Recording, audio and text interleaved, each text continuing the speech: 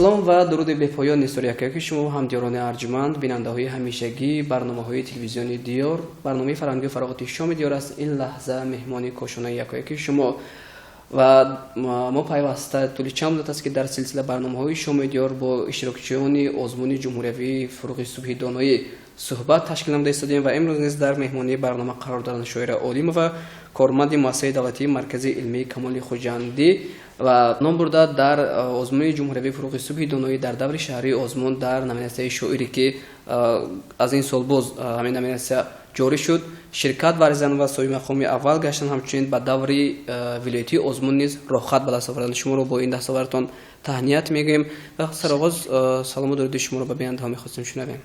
تشکر. اولا درود و پیام ها به حضور مبارک کل تماشابینان که عین حال ما را دیده ایستادن و تشکر به کارمندان که برای دعوت پذیرفتند.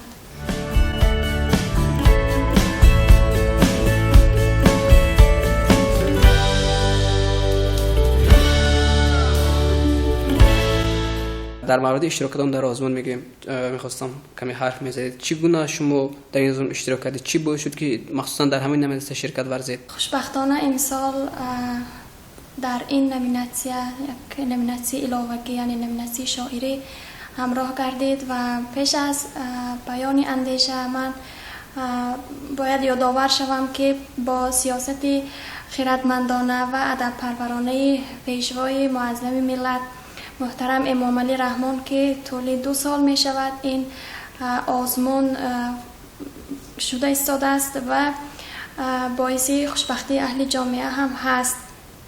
خوشبختانه امسال در این نامیناسیون ما آگاه گردیدیم که یک نامیناسیون نو نامیناسیون شاعری همراه گردیده است و چند طلبات های خود را دارد و همیشه یادم هست که مادرم میگفتند هرگاه که یک کتاب برای تو باز گردید یقین میدان که دروازه طلایی برای تو گشاده شده است.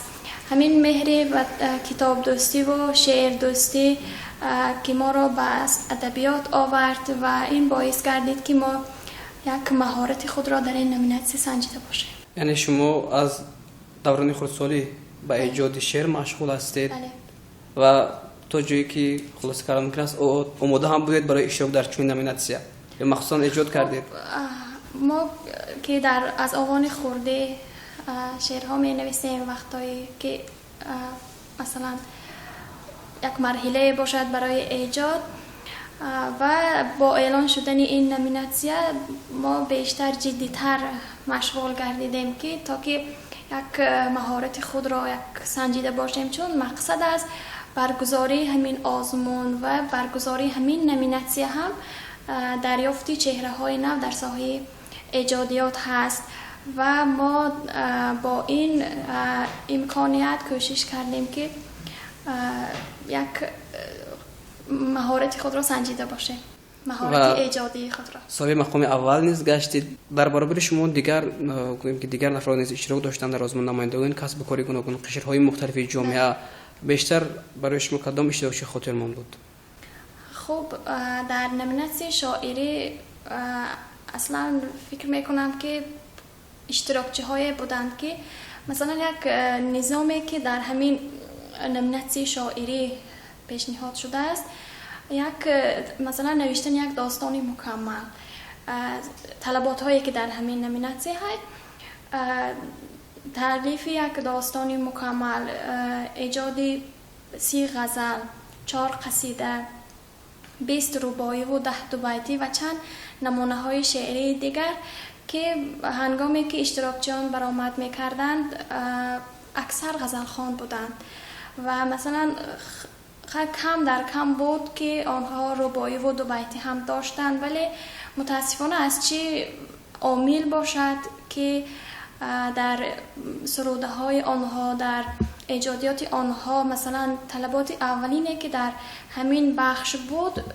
داستان دیده نشد، یا که مخمس تالیف 5 مخمس 3 مسدس که این ژانرها امروز در ادبیات ما اگرچه مخمس سرایی یک اندازه از جانب شاعران امروز هست، لیکن خوشبختانه شاعران امروز رو آوردن به این ژانر، ولی مسدس، سرایی، ترجیع، بندگویی، خیلی کم ژانرهایی هستند که یک حرکتشان در ادبیات تا اندازه سست‌تر هست و همین پدیده را در ایجاد این اشتراکچیان نومیناسی شاعری نیز به مشاهده رسید و از جانب حکمان که استاد عزیز ما نورعلی نورزاد، شاعر و ادبیات شناس ممتاز امروزی ما، به آنها توصیه ها میدادند، مصلحت ها میدادند در راه ایجاد. در مجموع برای اشتراکات در این آزمون چقدر شعر ایجاد کردید؟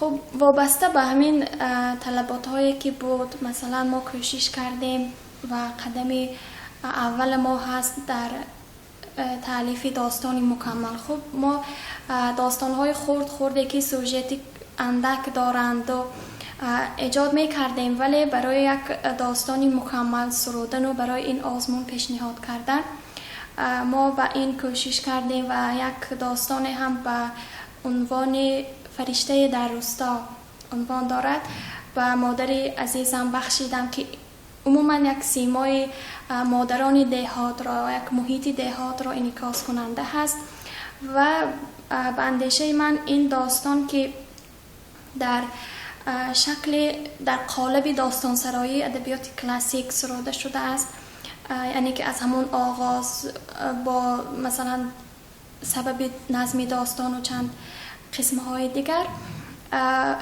به این کوشش نمودم و این داستان پیشنهاد شد، هرچند که ادامه این داستان یعنی که حدودی 65 بیت بود من پیشنهاد کردم و یعنی که خصوصیت جنبستی نداشت و کوشش میکنیم که تا دور ولایتی این یک داستانی باشد که یک خصوصیت جنبستی باشد. در برابر این 30 غزلی که طلبات این نومیناسی بود ما پیشنهاد کردیم، همچنین 10 دو بیتی و 20 رباعی و 3 مخمس، یک مسدس پیشنهاد نمودیم و چند شعرهایی که آزاد هستند طلبات این نومیناسی بود. یعنی که طلبات هایی که در این نومیناسی هست هم تقاضای ایجاد در ژانرهای کلاسیکی میکرد و هم در ژانرهای معاصر هم میکنه. بله مثلا خودی همین ایجاد مخمس سرایی، داستان سرایی، نوشتنی ترجیع بند و ترکیب بند در ادبیات کلاسیکی ما هم بود. از فکر میکنم جاری کردن همین گونه ژانرها در این آزمون، مثلا دوباره بیدار کردن و به یک جریان تازه پیوستن همین ژانرها هست که از روی مشاهده خیلی که گفتیم امروز نسبتاً یک ظهوری سوستر دارد. مثلا مخمس سرایی تا یک اندازه خیلی پیشرفته هم هست و از جانب ادیبان به اعتبار گرفته شده است، ولی در چندین کتاب ها، مجموعه های شعری به نظر می رسد که امروز همون عنعنه‌ای که در ادبیات کلاسیکی ما بود، همون سرودنی مسدس و ترجیع بند، این چیزها کمتر است. ولی در مورد داستانی که ایجاد کردید میخواستم کمی حرف میزدیم. عموما مضمون محیطی آن چگونه است و برای چه مخصوصا شما خواستید که سیمای مادری دهاتی رو در این داستان تصویر کنید؟ خب تشکر.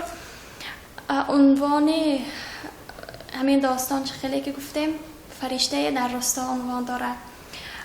این یک حادثه بود که مثلا هنگام خردسالی ما مادرم از حیات خودشان به ما نقل می‌کردند، آن مشقت هایی که، آن کوشش هایی که در راه مکتب خانی داشتند و چه حادثه هایی که بر سرشان آمد نقل می‌کردند. ما با یک احساس گوش می‌کردیم و این حسیات در دل ما نهفته بود که اقلا نمونه نثر به شکل یادداشت نوشته باشیم یا عموما به شکل یک منظومه.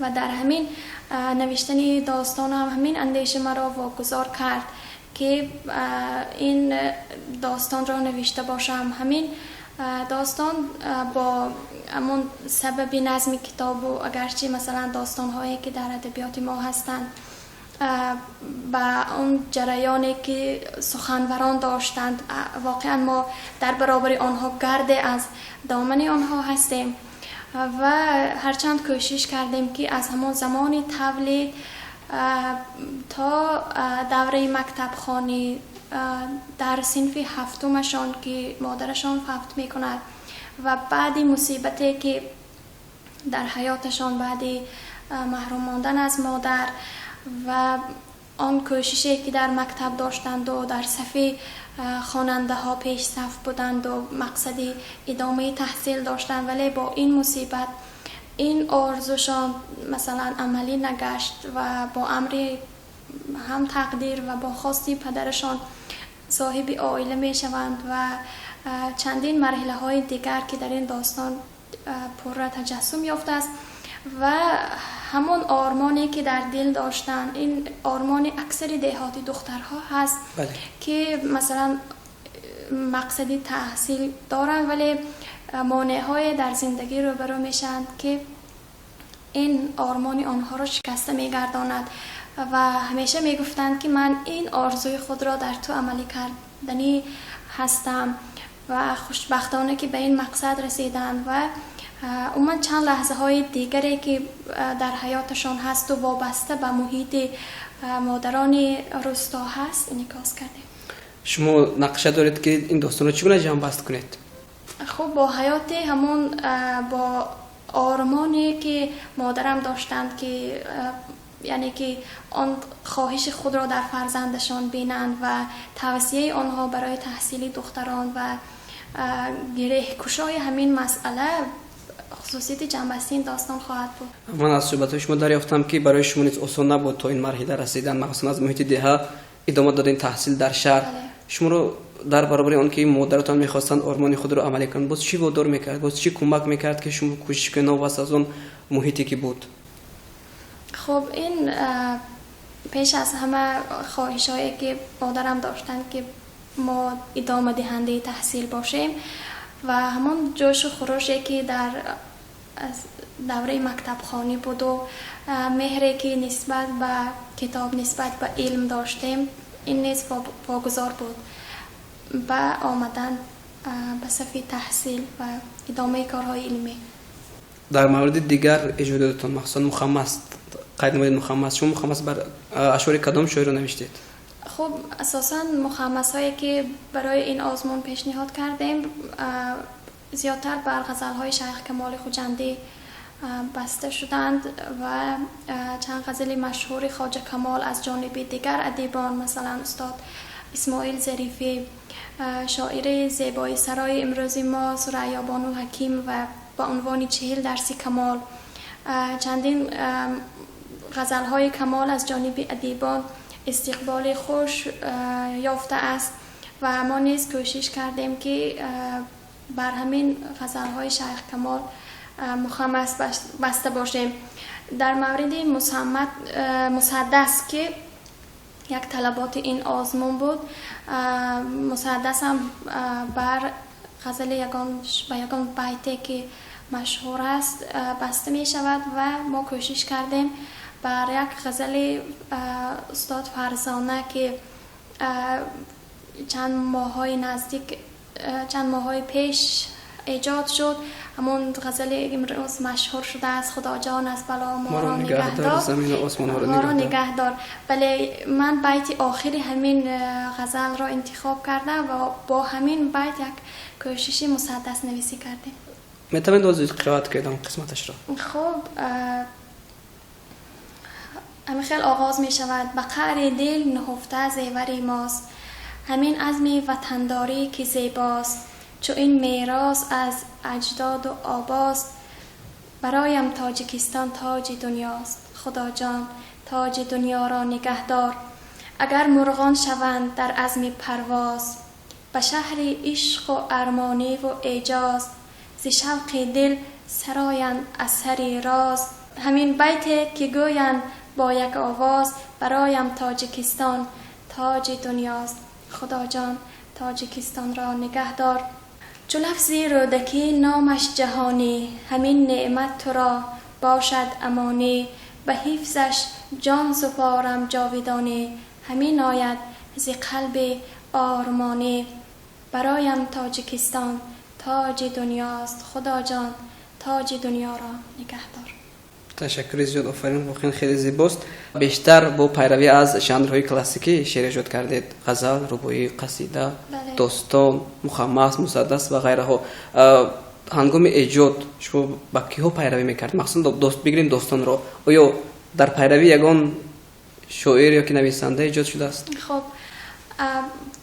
چون فعالیتی ما که در ساحه علم هست و با تهیه آثار نیاگان مشغول هستیم، چند سال بود با برگردان یک داستان خیلی زیبای خواجه کرمانی که در ترکیب خمسه او آمده است، گل و نوروز، در پیروی با داستان لیلی و مجنون نظامی گنجوی سروده شده است.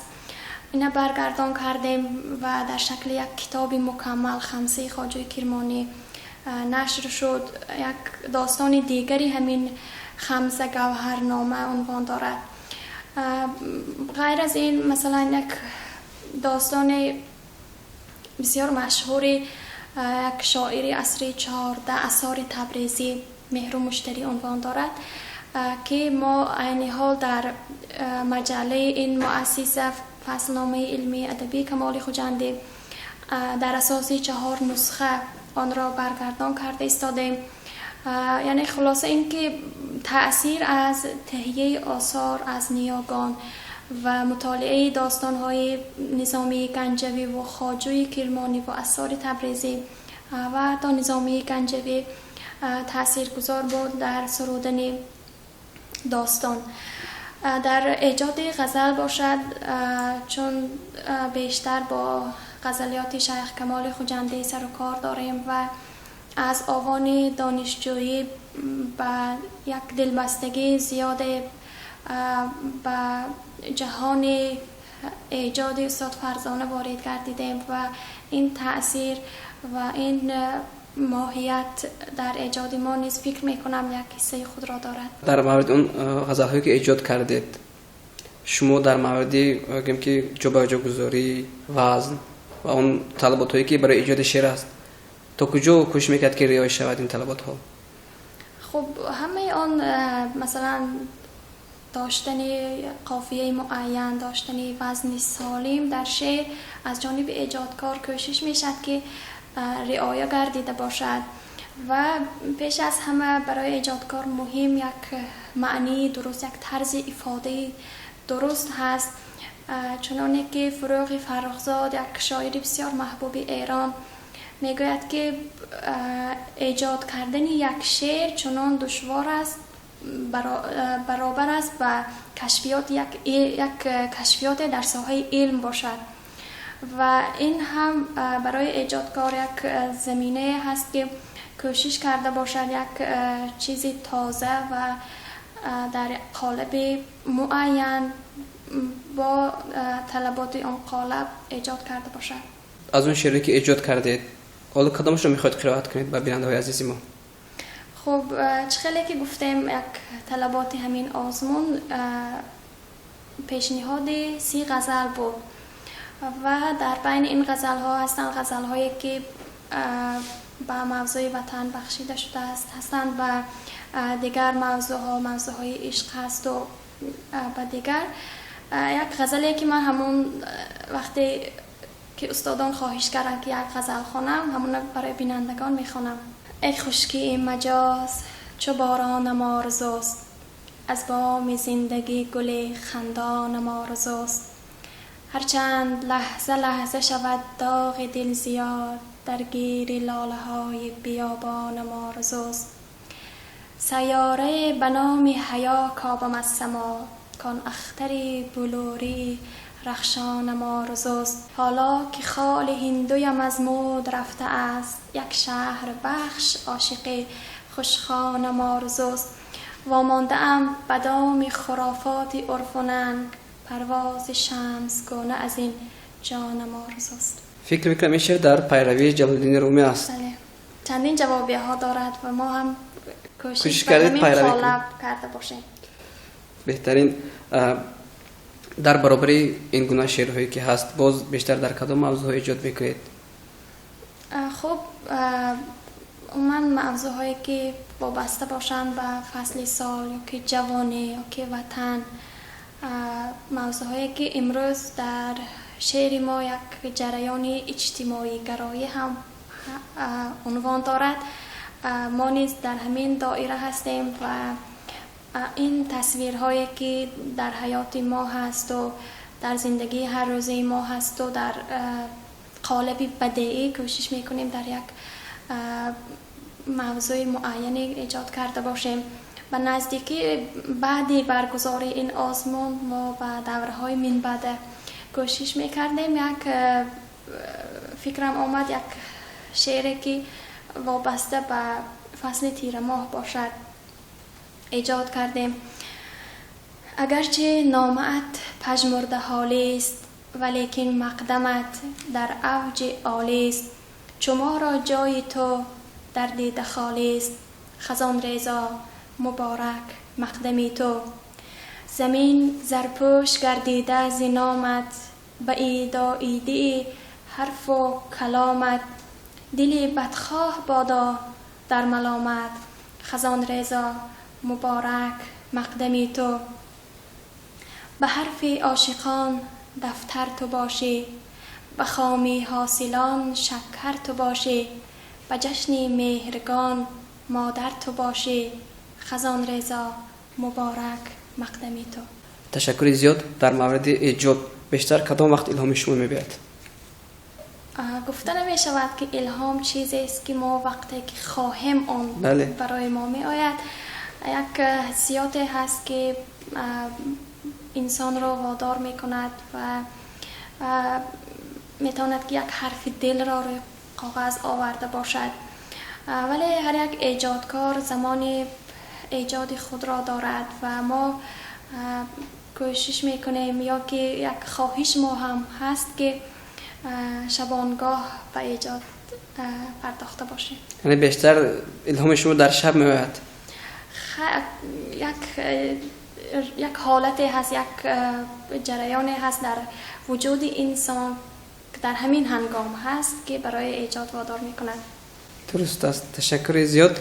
در مورد برگزاری آزمون فروغ صبحی دانایی و چنین اقدام ها میخواستم نظر شما را فهمیده باشم که برای جامعه امروزه ما چی اهمیت دارد؟ خب یک بزرگی گفته است که کتاب باطن انسان را روشن و ظاهرش را شکوفان میگرداند و این امر کتاب دوستانه پیشوای ملت هم برای مردم ما یک زمینه معرفت سازی هست که امروز جامعه ما باید جامعه باشند، جامعه کتابی باشند، چون این میراث از نیاگان هست که همیشه با کتاب و با علم بودند و فکر میکنم این آزمون برای معرفت ناکی سطح جامعه یک حصه ارزنده گذاشت که ما نتیجه آن را دیده ایستادیم و این اقدام برای پیشرفتی معنویات جامعه خیلی سودمند است.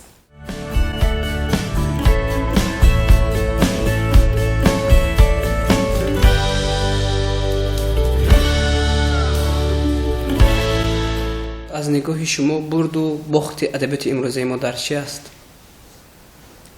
خب برد و باخته که در ادبیات ما هست به عنوانی همچون یک ایجادکاری جوان من نظر خود را ابراز کردنی هستم.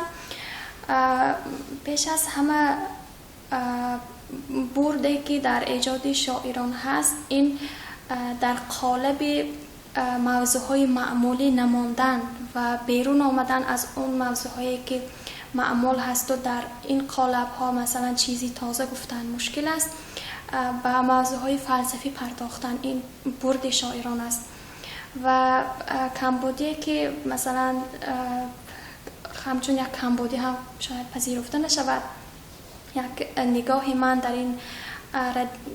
در این جریان هست که مهم زبان ایجاد امروز باید امروزی باشد، چون ایجاد همین زمان معین کننده همین محیط و فضا برای آیندگان هست و زبانشان باید امروزی باشد، چون پیشرفتی زمان هست در برابر پیشرفت علم و تکنیک و اون زیبایی که اون تصویرهایی که در شعر کلاسیک بود در آمیختگی با همین زبان شعرشان باید امروزی باشد از نگاه ما. و فکر میکنم این پدیده ها را در ایجاد چندین شاعران موفق ما پیدا کرده میتوانیم و اطمینان هم داریم که من بعد موضوعهایی که برای امروز مهم باشد در ایجاد آنها مثلا زیادتر به مشاهده میرسد. از نگاه شما اون چیزهایی که ایجاد میکنید تا کجا امروزی است، تا کجا در اون تجسمی وضع امروز است؟ خب تا این مرحله ما کوشش کردیم و تأثیر هم از محیط شعر امروز بود و من فکر نمی کنم که ایجاد ما که امروز همچون یک ایجادکار معرفی میکنیم با آن سطحی باشد که این طلبات هایی که من ذکر کردم پورا جوابگو باشد و ما کوشش ادامه در ایجاد خود این را عملی کردن هستیم. برای زمانوی کردن شعر، برای امروزی کردن شعر یعنی کوشش کردید، میتوانید نمونه ای را در این ردیف منظور کرده باشید؟ خب مثلا این زمانی کردن شعر این یک مثلا یک چیزی است که خیلی که من گفتم باید همون زیبایی هایی که در شعر گذشته بود با آمیختگی در امروز باید ایجاد شود. همون مثلا از روی قالب هایی که در شعر امروز هست، مثلا در قالب آزاد گفتن شعر که دایره وسیع تصویرسازی دارد و کوتاه اندیشی در شعر در یک قالب خرد گفتن. مثلا میگویم که میروم از این دیار، میکشایم بالهایم را، بالهای از تپیش‌های من، بالهای از تپیش‌های بی منطق خسته را، میروم تا به حضور مطلق بپیوندم. خب یک کوتاه اندیشی و یک قالب‌های خرده که امروز در شعر هست، یعنی که گنجانیدن معنی بزرگ در یک قالب خرد. این جریان هم در شعر ما امروز خیلی پیشرفته هست. تشکر زیاد برای یک صحبت صمیمی و میخواستم در فرجام برنامه گفتنی های شما را به بیننده عزیز شنیده باشیم. خب سلامت باشید. با کل بینندگان سلامتی و عافیتی بر دوام میخواهم و با آن اشتراکیانی که در این دوره شهری حضور آوردند و مقام های گوناگون را صاحب گشتند در دوره ولایتی کامیابی ها میخواهم و با کل مردم تاجیکستان پیش از همه عافیتی روزگار تمنا دارم. شما رو حالا مرحله ولایتی آزمون در پیش است. انتظاری شما از این آزمون، آمادگی های شما برای اشتراک در این آزمون چگونه است؟ خب آن موادهایی که ما در دوره شهری پیشنهاد کردیم ما با تکمیل و با ادامه همین دوره آزمون کوشش داریم که آن چیزهایی که از نظر ما یک چیزی سبک می نمودن ما برای آن زیادتر کنیم و در همین مرحله کوشش میکنیم که همون نگاشته های خود را به شکل یک مجموعه برای خواننده ها، برای ادب دوستان پیشنهاد کرده باشیم و در همون چند طلباتی که همین نومیناسیون خود دارد، مثلا بعضی بخش های بودند که ما در دور شهری با آن آماده نبودیم، در این دور برای تکمیل و برای پررکنی همین طلبات ها کوشش میکنیم. تشکر زیاد و بیننده های عزیز باری دیگر یادآور میشیم که در مهمونی برنامه فرهنگی و فراغتی شام دیار قرار داشتن شاعر عالم و کارمند مؤسسه دولتی مرکزی علمی کمال خوجندی و اشتراکچی دوره شهری آزمون فروغی سوی دانایی در نمایش شاعری. شما رو بار دیگر خوش آمدید میگیم و تشکر برای یک صحبت خوب و تماشاگران عزیز در انتهای برنامه با یکایک شما تنصیحاتی و روزگاری خوش و آسوده را تمنا داریم.